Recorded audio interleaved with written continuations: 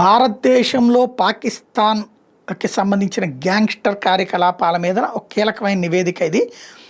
భారత్‌లో తన ఉగ్ర నెట్వర్క్‌ను విస్తరించడానికి పాక్ నిఘా సంస్థ ఐఎస్ఐ కుట్ర పన్నుతున్నట్టు నిఘా వర్గాలు అనుమానం వ్యక్తం చేస్తున్నాయి.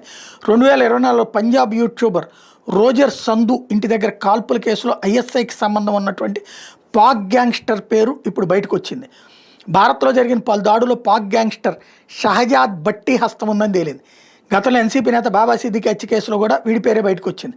ఇతను దుబాయ్లో ఉంటూ భారత్లో దాడులకు ప్రణాళిక రచిస్తున్నాడు అన్నటువంటిది మన నిఘా వర్గాలు గుర్తించినాయి. 2024లో పంజాబ్లోని యూట్యూబర్ రోజర్ సంధు ఇంటి దగ్గర కాల్పుల వెనక కూడా ఇతనే ఉన్నాడు అన్నటువంటి తేలుతోంది. కొన్ని నెలలుగా ఇతను సోషల్ మీడియా వేదికగా మతపరమైన రెచ్చగొట్టే ప్రసంగాలు కూడా చేస్తున్నాడు. వాటితో దేశంలోని పలు ప్రాంతాల్లో యువతను ఉగ్రవాదం వైపు పళ్లించడానికి ప్రయత్నిస్తున్నాడు అన్నది నిఘా వర్గాలు అనుమానిస్తున్నాయి. ఎన్క్రిప్టెడ్ యాప్ల ద్వారా అతనితో సంప్రదింపులు జరుపుతున్న మధ్యప్రదేశ్, ఉత్తరప్రదేశ్, జమ్మూ కాశ్మీర్, పంజాబ్, గుజరాత్లకు చెందిన 9 మంది యువకులను అదుపులో తీసుకున్నారు. ఢిల్లీ సహా దేశంలోని ప్రసిద్ధ రెస్టారెంట్, రద్దీ ప్రదేశాలు, హర్యానాలోని సైనిక స్థావరాల మీద కార్పులు జరపాలన్నది షహజాద్ వీళ్ళకి ఇచ్చినటువంటి ఆదేశాలు అన్నటువంటి విషయం స్పష్టమైంది. తమ ముఠా ప్రపంచవ్యాప్తంగా 16-17 దేశాలు విస్తరించిందని షహజాద్ చెప్తున్న వీడియో ఇప్పుడు సోషల్ మీడియాలో వైరల్గా మారింది. దాదాపు 300 మంది యువకులు తనతో కలిసి పనిచేస్తున్నారని చెప్పాడు.